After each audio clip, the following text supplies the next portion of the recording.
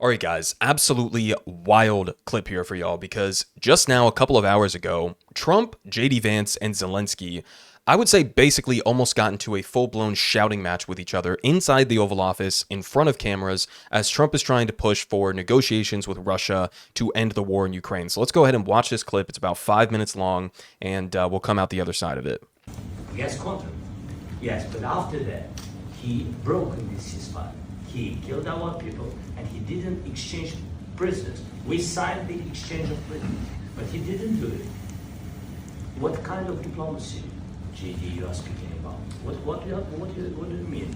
I'm talking about the kind of diplomacy that's going to end the destruction of your country. Yes, but if you Mr. President, with respect, I think it's disrespectful for you to come to the Oval Office and try to litigate this in front of the American media. Right now, you guys are going around and forcing conscripts to the front lines because you have manpower problems. You should be thanking the President for trying to bring it into this conflict. Have you ever been to Ukraine? Did you say what problems we have?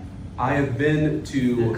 I've actually watched and seen the stories, and I know what happens is you bring them on a propaganda tour, Mr. President. Do you disagree that you've had problems bringing people in your military? And do you think that it's respectful to come to the Oval Office of the United States of America and attack the administration that is trying to prevent the destruction of your country? A lot of questions. Let's start from the beginning. Sure. First of all, during the war, everybody has problems, even you, but you have nice ocean and don't feel now, but you will feel it in the future. God bless. You don't know that. God bless. You don't God know bless. that. You will not have a war. Don't tell us what we're going to feel.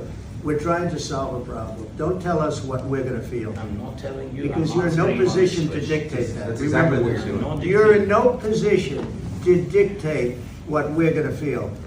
We're going to feel very good. We're going to feel very good and very strong. You're right now not in a very good position.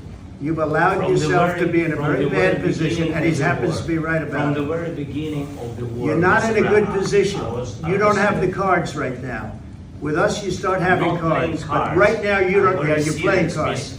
You're playing cards. You're gambling with the lives of millions of people. You're gambling with World War III. You're gambling with World War III. And what you're doing is very disrespectful to the country, this country. It's back to you. Far more than a lot of people said they should have. Have you said thank you once this entire meeting? No, in this entire meeting, you said thank you. You went to Pennsylvania and campaigned for the opposition in October. Offer some words of appreciation for the United States of America and the president who's trying to save your country. Please, you think that if you will speak very loudly about the war, he's not speaking loudly. He's not speaking loudly. Your country is in big trouble. Wait a minute. No. You've done a lot of talking. Your country is in big trouble. I know. You're not winning. You're not winning this.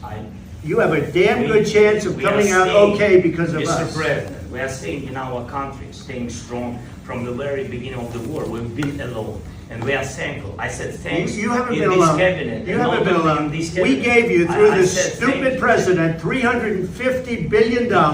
We gave you military equipment, and your men are brave, but they had to use our military. If you didn't have our military equipment, this war would have been over in 2 weeks. In 3 days, I heard it from Putin. In 3 days. This is something maybe less. In 2 weeks, of course, yes. It's going to be a very hard thing to do business like this. Again, just say thank you. I said a lot of times to American people. Accept that there are disagreements, and let's go litigate those disagreements rather than trying to fight it out in the American media when you're wrong. We know that you're wrong. But you see, I think it's good for the American people to see what's going on. I understand, sir. I think it's very important. That's why I kept this going so long. You have to be thankful. You don't have the cards. You're buried there. Your people are dying. You're running low on soldiers. Listen, you're running low on soldiers. It would be a damn good thing. And then you tell us, I don't want a ceasefire. I don't want a ceasefire. I want to go and I want this. Look, if you could get a ceasefire right now, I tell you, you take it so the bullets stop flying and your men stop getting killed. Of course, we want to stop the war. But you're saying you don't want a ceasefire. I want a ceasefire because you'll get a ceasefire faster than an agreement. Ask our people about a ceasefire, what they think. That wasn't with me. That wasn't with me. That was with a guy named Biden, who was not a smart person. That was with Obama. It was your president. Excuse me. That was with Obama, who gave you sheets, and I gave you javelins. Yes. I gave you the javelins to take out all those tanks. Obama gave you sheets. In fact, the statement is Obama gave sheets and Trump gave javelins. You got to be more thankful, because let me tell you, you don't have the cards. With us, you have the cards. But without us, you don't have any cards. All right. So that was a lot, right? It carried on from there. Like, this was just a 5-minute portion of the clip, but this was not the entirety of the back and forth battle that was going on there. There's a lot that you could say in terms of like the substance of what they were getting into there. I mean, here are just some of the key points from the exchange. You have JD Vance. He ripped Zelensky for disrespecting the Trump administration for trying to end the war. I mean, this is just this conservative's interpretation of the exchange, but key bullet points here. They basically were saying, you need to be more thankful. This is very disrespectful for you to be doing this here in the Oval Office in front of the media. You have JD Vance accusing Zelensky of bringing people to Ukraine to bring them on propaganda tours, like politicians who have gone over there and, have met with Zelensky. Trump tells Zelensky he's in no position to dictate what the U.S. does or doesn't do. Okay. Trump telling Zelensky he doesn't have the cards to negotiate how he is. He's saying he's gambling with World War III. JD Vance calls out Zelensky for campaigning with Democrats in October.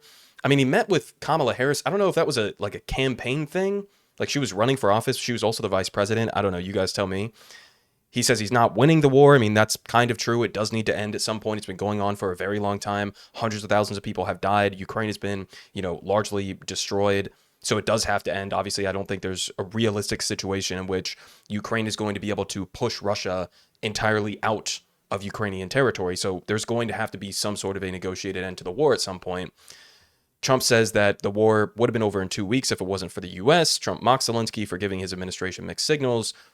And again, he says you don't have the cards. So tell me what you guys think about this back and forth. I don't think I've ever seen this kind of an unhinged exchange between a U.S. president and what's supposed to be an ally, right? At least on paper. So, I mean, even from Trump, I've never seen anything like this. This was more like Trump in debate mode, right? So we also had another clip here, and then I'll get into more of the context between why they're fighting in the first place. We had Brian Glenn here in the background asking Zelensky, why don't you wear a suit? Do you own a suit?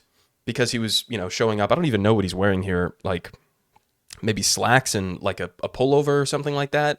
So they were really getting pretty nasty, okay?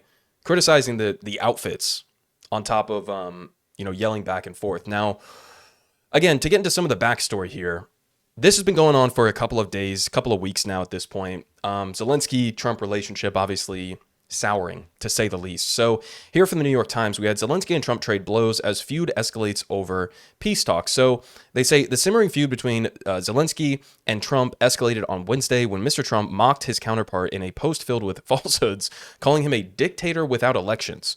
His comments came hours after Zelensky said that the American leader had been caught in a web of disinformation over the Russian war in Ukraine. The pointed exchange was set off by a meeting of American and Russian officials to open talks on ending the war in Ukraine that excluded the Ukrainian government. After that meeting in Saudi Arabia on Tuesday, Trump suggested that Ukraine had started the war, a comment that brought a strong rebuttal from Zelensky on Wednesday morning.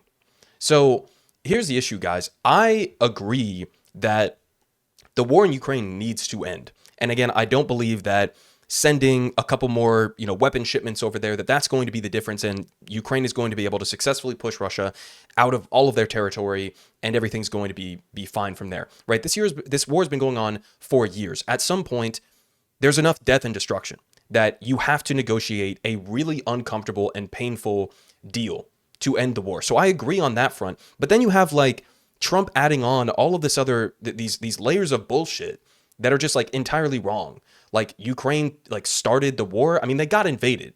Like, let's not pretend like Putin didn't have a choice in invading Ukraine. He absolutely did. Now, you could have a further conversation about like US and NATO involvement going back years and years and years in terms of laying the landscape to allow for this kind of an invasion to happen in the first place and sort of posturing against our geopolitical adversary in Russia. You could have that conversation. You could also have a conversation about the US and specifically like the UK role as well since Russia invaded in terms of pushing Ukraine to not negotiate towards the beginning of the war when they could have ended up with a much more favorable situation. And we were basically telling them, fight, right?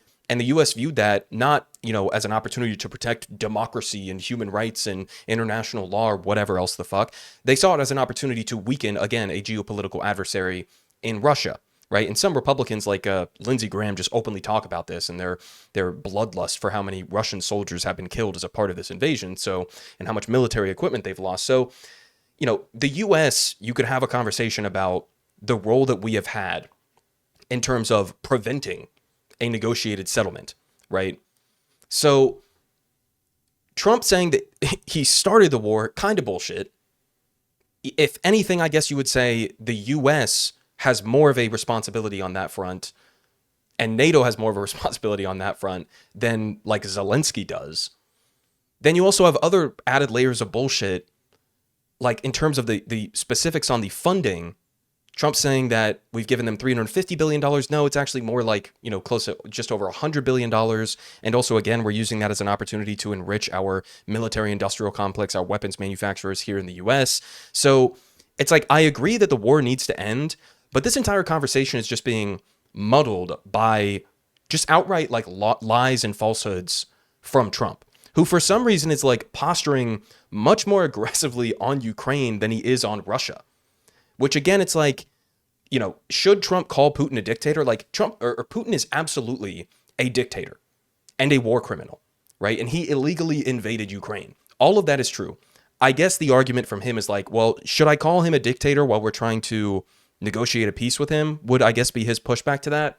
So as all of this is going on, anyways, we also had Trump demanding, and this is where it just gets utterly insane to me, $500 billion or so as a payback from Ukraine in the form of access to rare earth minerals and oil and ports and a whole bunch of other things. I mean, you could read the details of this in this article here from the Telegraph in terms of like some of the specifics that they were trying to demand. And it's just like outrageous, like 50% of basically everything that exists in Ukraine to go back to the US. And again, $500 billion, that's not the amount that we have given Ukraine. So I don't even understand it on that front. And again, like if you look at the history of US and NATO involvement in Ukraine as sort of a posturing stance against Russia, okay, for years and years, to have that background on top of the fact that the US was not trying to push for negotiations that would have been more favorable for Ukraine early on in the war, on top of the fact that we're openly using this as an opportunity to weaken a geopolitical adversary, we're not doing this altruistically. To take all of that, after Ukraine has lost hundreds of thousands of people, killed or injured, there have been millions who have fled the country, it's been largely destroyed, and then on top of that, you're going to demand that the US gets like a 50-50 cut of everything in Ukraine? Like that's kind of fucking wild, right? The US views this as a proxy war against Russia. It's a very simple thing to understand. We're not doing this because of democracy and freedom and human rights. Otherwise, we wouldn't be sending billions of dollars to Israel to obliterate Palestinians. So it's not about that. This is a U.S. geopolitical strategy game that we are using Ukraine as a pawn in, right? Now, obviously, that doesn't take away from Ukrainians who want to fight back and who want, to push back against the invasion and to reclaim territory and all of that. That's a separate conversation. That's all valid, of course. But in terms of the U.S. role, to then turn around and demand $500 billion in minerals is just like insane to me. Now, Trump also said multiple times, and this is very confusing because he said, well, what does Ukraine get in return for this mineral deal? And at first he was saying like, this is just payback for what we've given them so far. And then he was saying the military, we're going to continue to give them military equipment and the right to fight on. So again, that's where it gets even more confusing and, cobbled together is it's like, well, are you going to cut off weapons and try to bring about an end to the war and get a negotiated peace? Or are you sending them more weapons and you want to give them the right to fight on? Like, which one is it? I don't even understand what position he's trying to come at this with.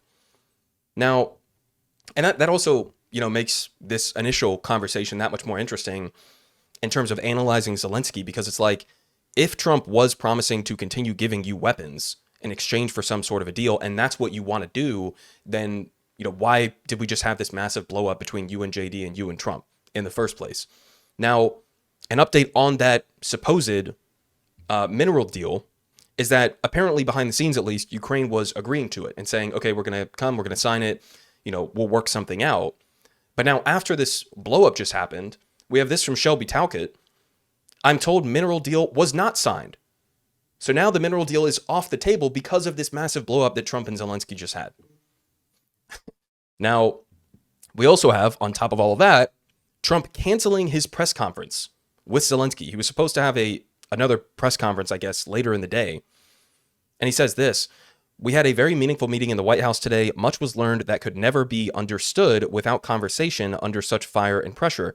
It's amazing what comes out through emotion, and I have determined that President Zelensky is not ready for peace if America is involved, because he feels our involvement gives him a big advantage in negotiations." I don't want advantage, I want peace. He disrespected the United States of America in its cherished Oval Office. He can come back when he's ready for peace.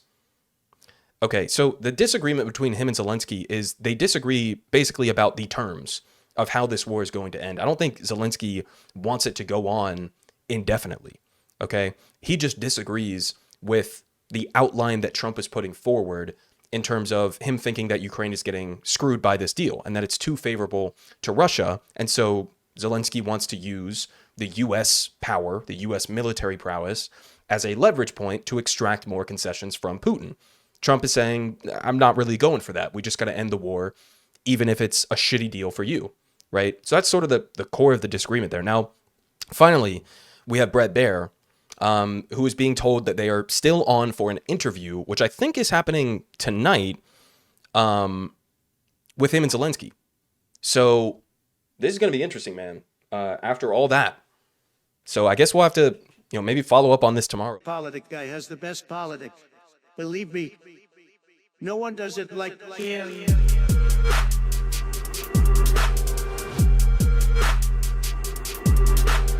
Believe me, everyone is saying